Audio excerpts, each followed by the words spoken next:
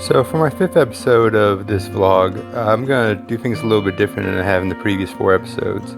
Rather than doing a roughly equal mix between admiring the scenery and giving insight into the hike and giving insight into my mindset for photography, I'm going to focus the majority of the video on the hiking aspect of it as well as the tourism aspect of the area I'm at.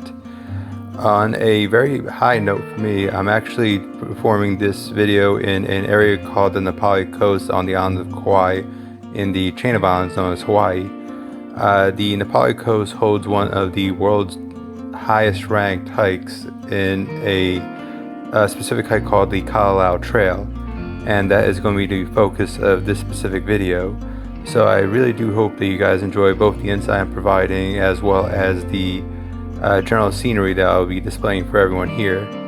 At the end of the video, I will have one last section included that will give a little bit of insight into the photographs I've been taking and give a few tips on the mindset I had as I was taking these photographs. But I hope everyone here enjoys the video and enjoy.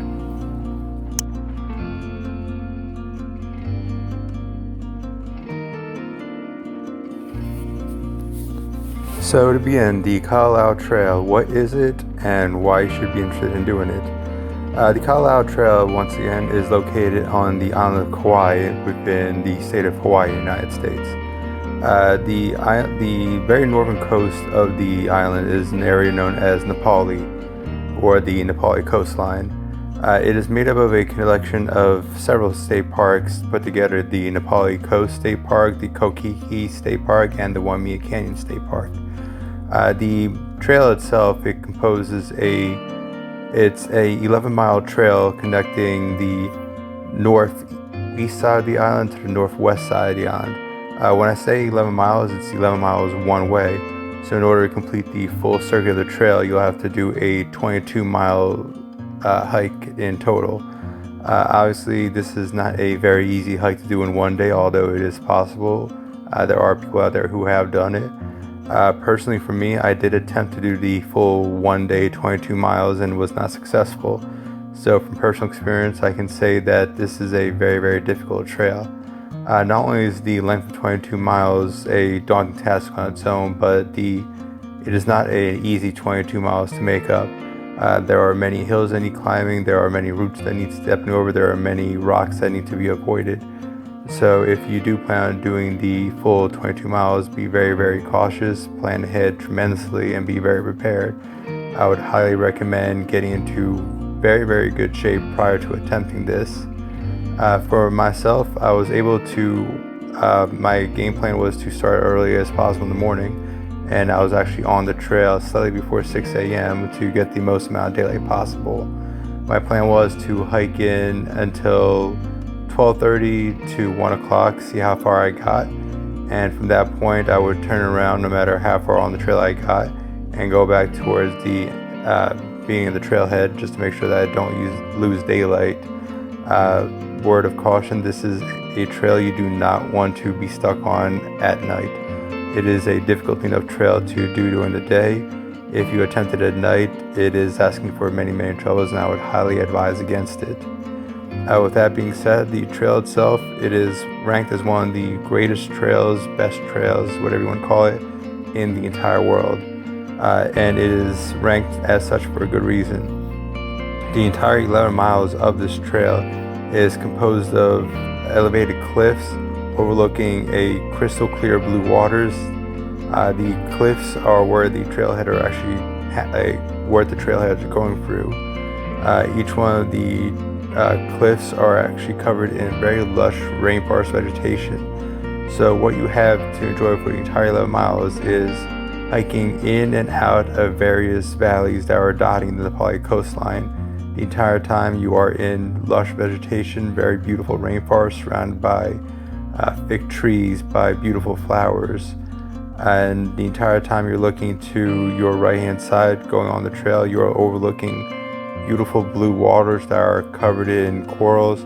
If you're lucky enough, there is a very good chance of seeing marine life if you're paying close enough attention.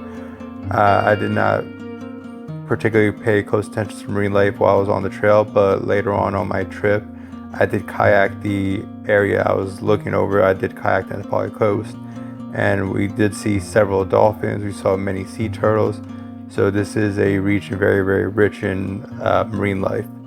As for life on the trail itself, the large wildlife on the trail is fairly limited, so that is very good from a safety standpoint, so there's no large predators you need to worry about running into.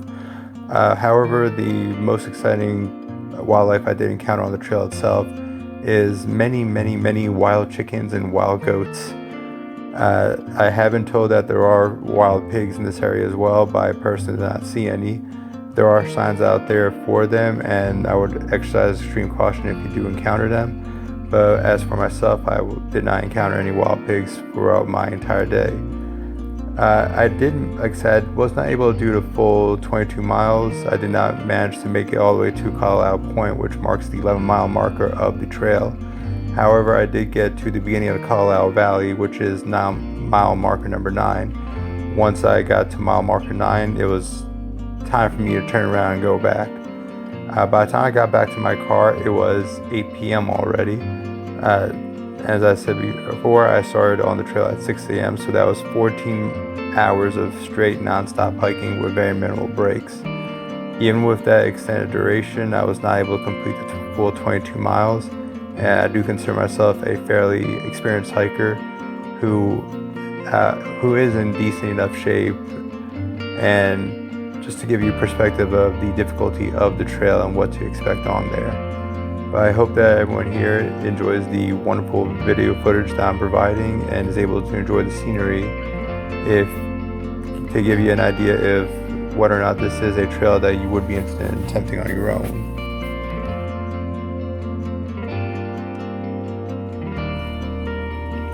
For this portion of the video, I'd like to give everyone a bit of a mindset or what to expect if you do visit the island of Kauai. Kauai is known as the Garden Isle. It's not an area or an island that's known for heavy resort communities or a heavy amount of nightlife.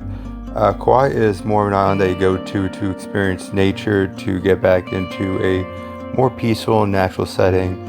The majority of the island, in terms of cities, there are no major cities. There are simply a large collection of towns that encircle the outside of the island.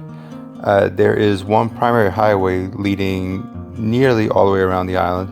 Essentially, the highway, it starts in a city called Haina, which is right outside the Nepali coast. It circles all the way to a area known as Kauia State Park on the other side of the island. However, the actual Nepali coast, there is no highway running through it, so the very top portion of the island has no road connecting the two roads circumventing the island.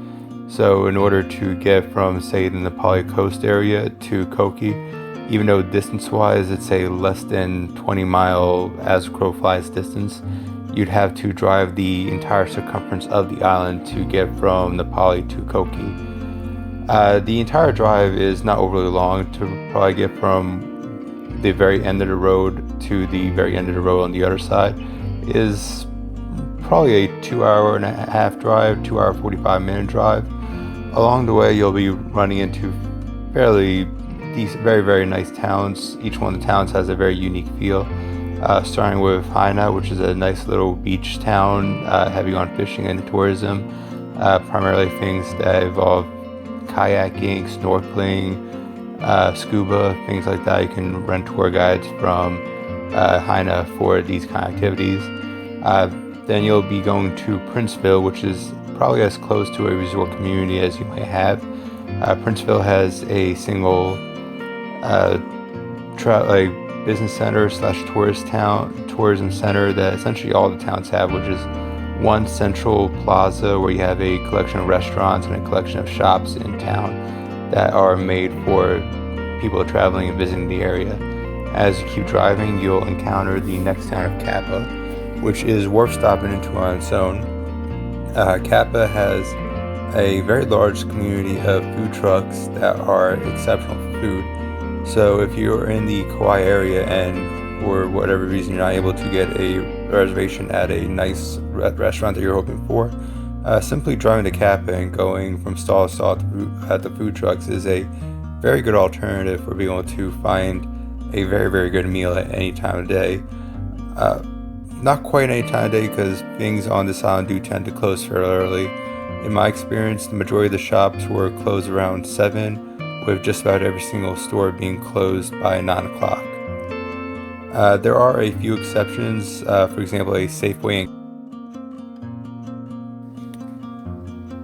So if you made it this far in the video, you would no doubt realize that I've been showing some of the photographs I've been taking along the Kalaulau Trail throughout my time there.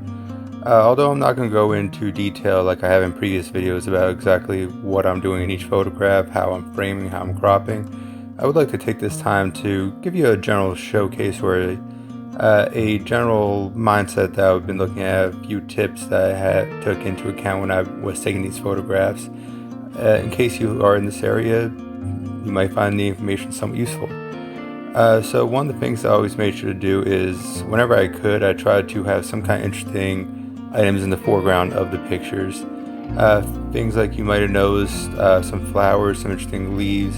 I definitely wanted to find something that was non-green, because I thought the bright coloration of flowers or different color plants that were a non-green color, more vivid color, really add a bit of a sparkle or a bit more pizzazz to each of the pictures I was taking with that. However, that was not always possible, since there was not always that kind of vegetation around me when I was hiking. But what I did try to do is use the rule of 2/3 on each one of the pictures. One of the ways I did this is I wanted to make sure that the horizon was never dead center. I wanted to put the horizon either in the top 1/3 or in the top 2/3 of the photograph. Typically what I've been doing in each of the photographs is putting the horizon in the top 2/3, meaning that the very top 1/3 of the photograph is sky, with the bottom 2/3 being the ocean setting. I think that adds a little more, generally makes the photographs pop out a little bit more by not having a completely symmetrical landscape scene. Other things I was doing was using the showcasing the landscape as much as I could. Given the fact that it was a very rugged landscape, made it fairly easy to find good spots where the landscape itself did most of the work for me, where the landscape did look good enough where I just had to capture a significant portion of the landscape in the photograph to make the photograph stand out. Clearly, I always wanted to put the landscape to take up the majority of the photograph, where the landscape, such as the mountains, the coastline, were taking up 2/3 of the image, while the remaining 1/3 of the image was the ocean. Once again, it's my way of trying to make the picture stand out by using the TikTok pattern I have discussed in previous videos, where ideally I want to put items of interest in different portions of an imaginary TikTok pattern that I am looking at through the lens of my camera at all times.